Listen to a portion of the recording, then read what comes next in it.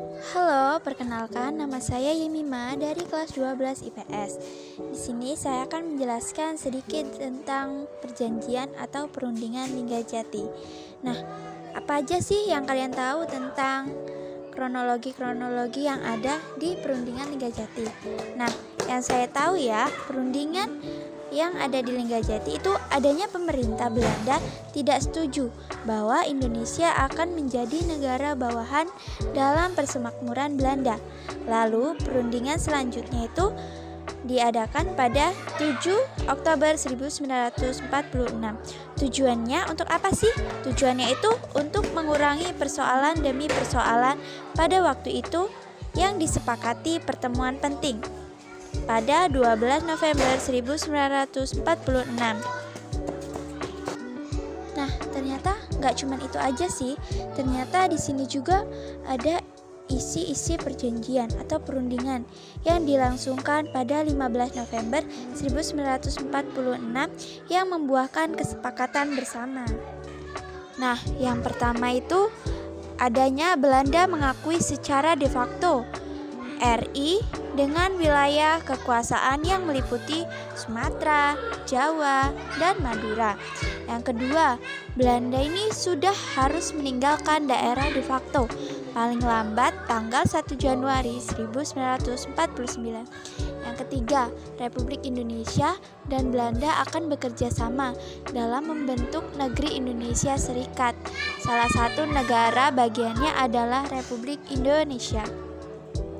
Nah, apa sih yang akan selanjutnya terjadi?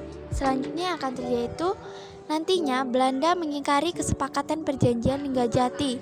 Nah, mereka itu dengan melancarkan agresi militer pertama pada 21 Juli 1947. Ternyata di sini tidak hanya itu saja ya. Sini ada tokoh-tokoh atau nama negara yang mewakili atau yang terlibat dalam perundingan Linggajati.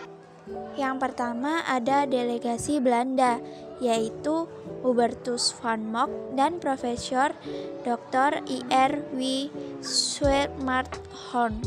Yang kedua itu ada delegasi Indonesia, yaitu Swetan Zahrir Akagani, Amir Syafruddin, Swesanto Tirtobrojo, Muhammad Roem, dan Ali Boedirjo.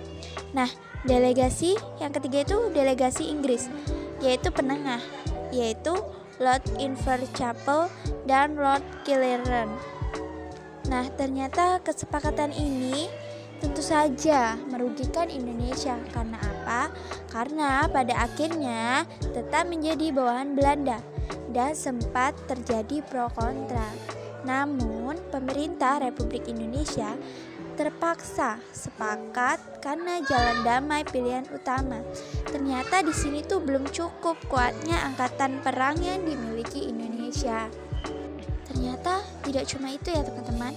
Ternyata ada dampak negatifnya. Secara tidak langsung memberikan jarak waktu kepada Belanda untuk melakukan agresi militer. Dan dampak positifnya ternyata Belanda mengakui kemerdekaan Indonesia sehingga memperkuat citra Indonesia di ranah internasional. Terima kasih, sekian penjelasan dari saya tentang perundingan Linggajati. Kiranya kita semua bisa belajar bersama-sama melalui video ini.